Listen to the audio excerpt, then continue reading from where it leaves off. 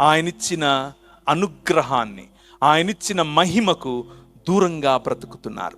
ఆయనిచ్చిన మహిమ ఏమిటి?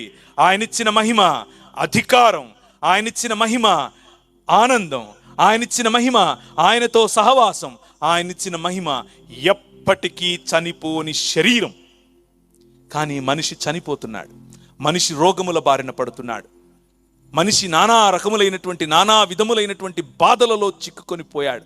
దానికి పర్యవసానం, దానికి సొల్యూషన్ మతములో వెతికాడు, ధనంలో వెతికాడు, అంధకార సంబంధమైన దురాత్మ సమూహముల యొక్క పవర్ కింద వెతికాడు. ఎక్కడా సంతోషము లేదు.